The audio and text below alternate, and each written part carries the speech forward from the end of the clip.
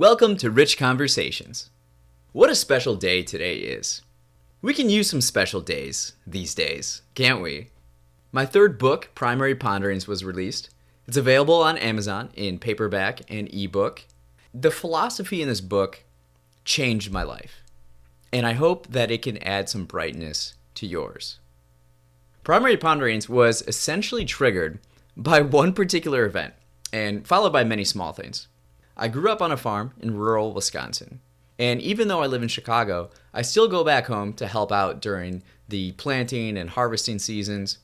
In May 2018, I was involved in a tractor accident. So I'm on this tractor that I've driven for years, many years, since I'm like 13. And I'm in this field and I hear this loud pop. Smoke immediately just shoots out. And I'm approaching a tree line. So I shift into neutral, and by the time I look back up, the flames are already by the cab. My heart drops, and I honestly think this is it. Without hesitation, I open the cab door and just jump through the flames. And I know I'm going to get burned, and I just jump. What's interesting is that a week before this happened, I met up with a friend visiting town. And during our conversation, we discussed what it meant to live a rich life. My name is Rich, as you're aware, and so the main association with my name is money, rich. But I see it as abundance, high value, quality, And so at the time we were having this conversation, I desperately wanted to live a richer life. I just didn't know how, and I felt like my life had gotten complacent. And, I actually had thoughts about like the possibility that the dreams I've had my entire life wouldn't come true. Well, a near-death experience will certainly light a fire under you. Literally, in my case. Almost immediately, everything superficial evaporated. We humans and society seem to have this tendency to distract ourselves and avoid the most important concept: this ends. And so the biggest question confronted me: what does all of this mean? I began asking questions about my life. Why? For whatever reason, I thought I could find answers in books. So I checked out like the 50 book max at the library and I read. I'm not sure which one I started with, but soon I ran into this problem that I wasn't getting through them quick enough. So then I committed to reading one book a week. And my curiosity just consumed me. And I'm still doing it now. Every book leads into another. There'd just be like a line or a name in one book that would just make me want to learn more. And it's been this journey. I took on this philosophy that my life is a puzzle. And before my time ends, I have to complete the puzzle. The caveat is that I know that I'll never complete it, but it's fun. It's a lot of fun. So I'm on this quest. And a puzzle piece is a big idea or knowledge that I was previously unaware of. And it just fits. It fits in the puzzle. It helps me understand the world just a bit more. They're almost like revelations. And on my adventure, I've learned that the easiest and most surefire way to acquire a puzzle piece, for me, is through reading a book. The next will probably be travel and then conversations with people. It's rare for me to discover a puzzle piece in a song or a movie or TV show, but it's trained my mind to always be open and always listen to other people and always keep your eyes open to observe and notice things all around. So while asking why, I looked around my apartment. Here, I was surrounded by these primary colored paintings that I made. Why did I do that, And before the tractor accident, I would say I lived in darkness. And I think everyone has a different word for it.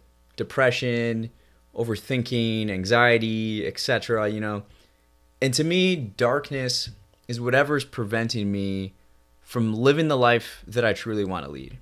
Being the person that I truly am. Whenever I read articles or books written by doctors or nurses caring for dying patients, the top regrets are always the same. And it's like, honestly, I don't know why we don't think about this more. But the biggest regret is always, I wish I had the courage to be myself.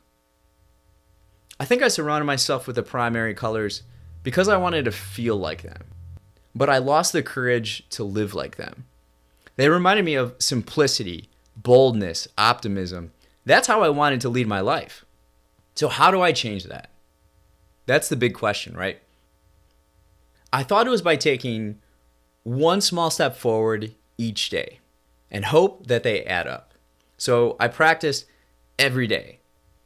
If I want to make an impact in the world, it can only start with myself. And I can't ask someone to do something I don't already do. Coincidentally, the day before the tractor accident, I signed up online for a membership at the Art Institute of Chicago. And the next week when I visited, it just like challenged my perspective.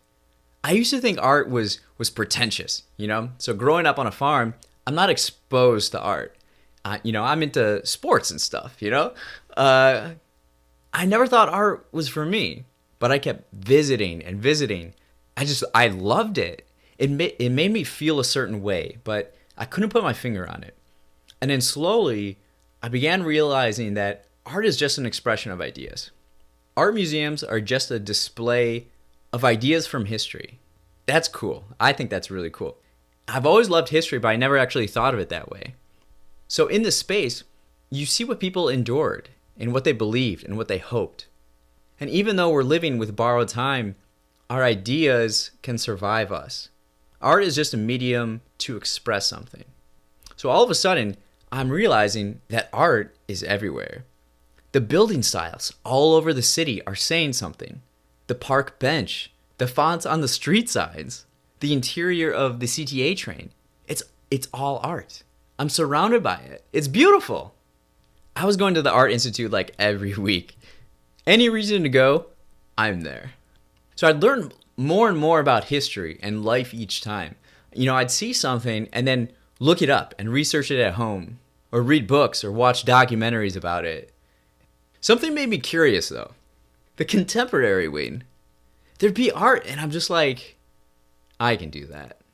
I can't do that specifically right now, paint like that, but I can express myself. So I go to the museum stores and I look at the art books. That's how I'm going to do it. That's how I'm going to express myself through art.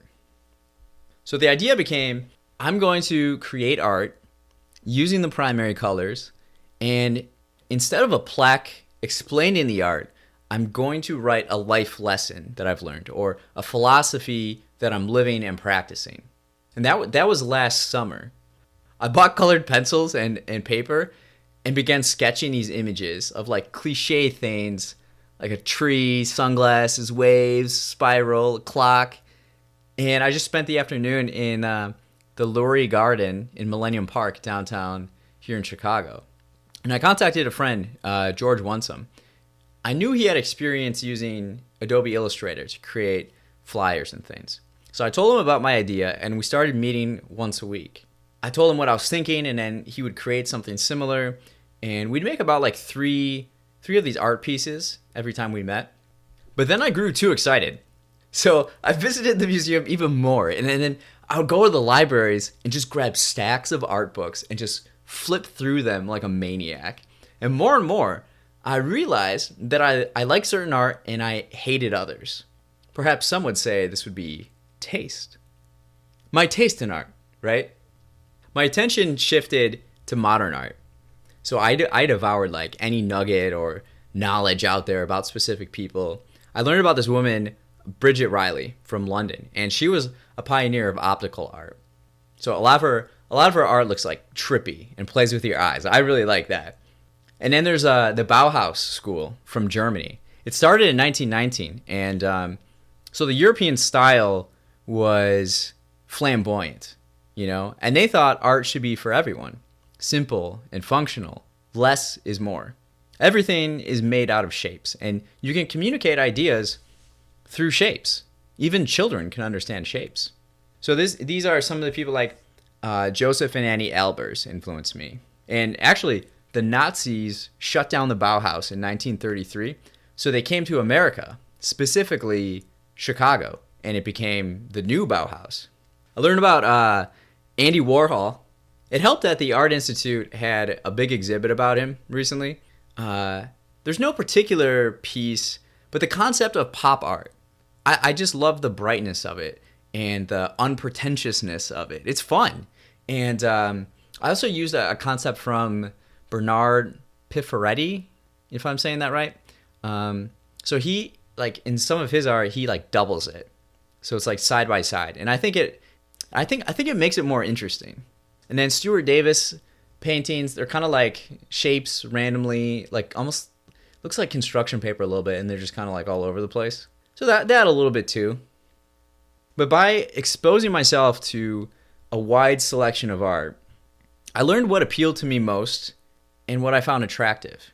I like simple and hard edges. I like brightness. And I learn about myself just by being aware of these characteristics. Like, oh, that's right. I love discipline and being creative within boundaries. And I don't like art with no direction or dark colors. I don't like chaos or the avant-garde, really. Vincent van Gogh interested me. Not particularly his style, although I love the style, but his story. I read his autobiography, Dear Theo, which is a compilation of letters to his brother, Theo. It's unbelievably passionate and beautiful. And like finding beauty in the mundane and everyday life. It inspires me. So now I have this goal to take a photo with every publicly displayed Van Gogh self-portrait in the world. There are 33 of them. 6 are in the United States, and so far I've done 5. So one in Chicago, New York, DC, and then Paris has 2. So I got 5 so far. So I got super into art, and I got so excited that it became difficult for me to wait a week to work on the project. So I started teaching myself how to use the program. So I'd spend my Saturday nights from like 7 in the evening until like 4 in the morning just making art and having a great time. It just felt so free. I felt like a kid again. I was so happy. And like during this time, I just listened to like upbeat, dreamy kind of music. Harry Styles, Miami Horror, like those two mainly, but like new disco feels and like groovy vibes. You know, just like having a good time. And you can kind of see it in the brightness of it. It's very like upbeat, you know?